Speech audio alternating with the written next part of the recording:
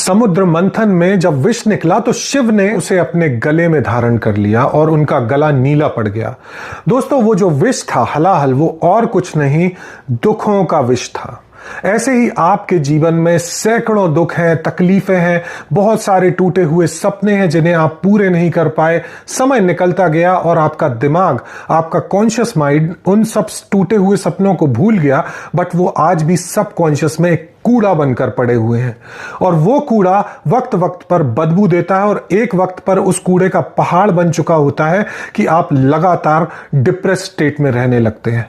जब आप ध्यान करते हैं तो वो मंथन आपके उन सभी दुखों को आपके सामने लेकर, आपकी अवेयरनेस में लेकर आता है, और एक एक करके जब आप उन दुखों के बारे में अवेयर होकर खुद को ये समझा लेते हैं या उन विचारों को जाने देते हैं कि ये चला गया, अब इसका मेरी लाइफ से कोई रिलेवेंस नहीं, प्रेजेंट में रहने लगते हैं, तो आपके दुख धीरे धीरे ठीक होने लगते हैं। आप प्रेजेंट में रहना शुरू कर देते हैं और आप बेहतर महसूस करने लगते हैं। तो दोस्तों, दुख से जीतने के लिए आपको दुख से लड़ना होगा, और लड़ने के लिए सबसे पहले आपका दुश्मन कहां है आपके दिमाग के अंदर, उसे ध्यान के माध्यम से बाहर लाना होगा। आत्म खोज में हम यही कर रहे हैं।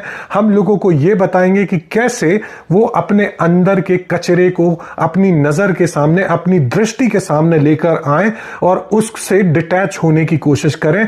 कैसे वो प्रैक्टिस के थ्रू अपने दुखों को पार पा पाए, क्योंकि आप सेरोटोनिन और इस तरह की गोलियां लेकर सिर्फ टेम्परेरी रिलीफ तो पा सकते हैं, बट आप अपने दुख से नहीं जीत सकते। और दुख जब तक आपके अंदर समाया हुआ है, जब तक वो सब डिससैटिस्फैक्शन, वो फीलिंग ऑफ ग्रीफ आपके अंदर से बाहर नहीं निकल जाती, आप कभी सुखी नहीं हो सकते, आप कभी प्रेजेंट में नहीं जी सकते। या तो आप पास्ट में जिएंगे या उसी पास्ट के बनाए हुए फ्यूचर के सपनों में जिएंगे, जो कि आपके ड्रैग्ड इमोशंस बर्बाद करते रहेंगे और आप कभी शांति और सुकून की जिंदगी नहीं जी पाएंगे। तो दोस्तों, अगले वीडियोस में मैं आपको बताऊंगा कैसे आप अपने दुखों को अपनी नजर के सामने, अपनी दृष्टि, अवेयरनेस के सामने लाएंगे और कैसे उनसे धीरे धीरे जीत पाएंगे। मैं हूं नीरज, आत्मखोज।